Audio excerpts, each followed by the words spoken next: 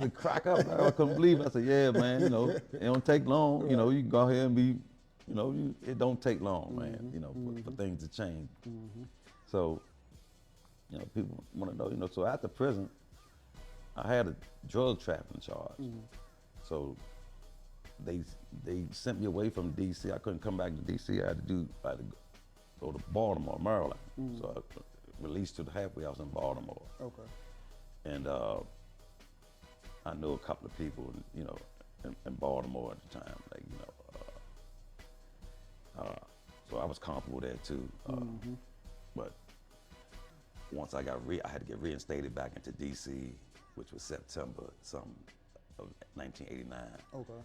So I was actually released from the halfway house November 15th, 89. Was able to come back to D.C. Shit.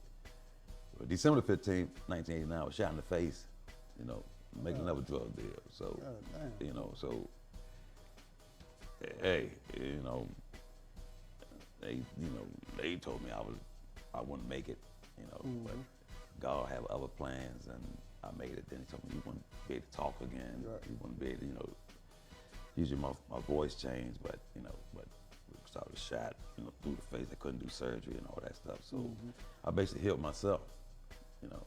They told me I wouldn't talk. I would just take, you know, some little sticks they put in your mouth. I would stick them in there and put my mouth open. And as long as I got enough to open up, take that bazooka, hard ass bubble gum, and keep chewing that shit till I can just. A little 2-minute bubble gum. Yeah. I was using this shit just to. You know, widen your jaw strong as a mother. It kind of worked. I was like, damn, you know. So, you know, a little plastic surgery back then. You know, there wasn't no little surgery. They just took some skin graft and just grafted part of the face up here. Okay. But you know, people, you know, my barber knows because I got a big bone. If I lose, the more I lose the weight, the more the bone will stick out. So. Yeah. Back then, I was a little more heavier, so people couldn't see the bone there, but I could feel it and see it every day. But I got a chance from there, and shit. Then you also been stabbed 11 times, right? Yeah, 7 times. 7? Yeah. Okay. After, you know, a year after that, selling a friend of mine's, he was a friend of mine's, rest in peace, D, but sold him some drugs, some water, some gallons, PCP.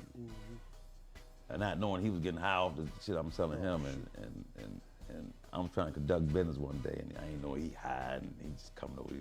He was kicking snow on the guy I was dealing with, but it wasn't intentional for me. Right.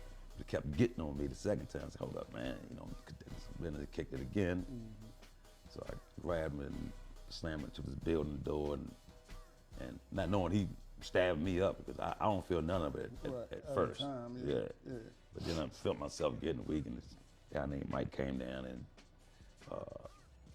grabbed him. He threw the knife, and I had a rental car at that time. I think I had a rental car. I don't know if it was my car or a rental car, but I got in the car and rode downtown to Athlete Foot, and that's where I passed out at in front of the door. You know, I was managing the store down there. Right. So I passed out right there. Okay. And that's when they said this guy, because I think one of the, you know, like a couple centimeters from my heart was over here. So then this was like a big old cut. You know, it was crazy, man. So the stabbing was after the gunshot? Yeah.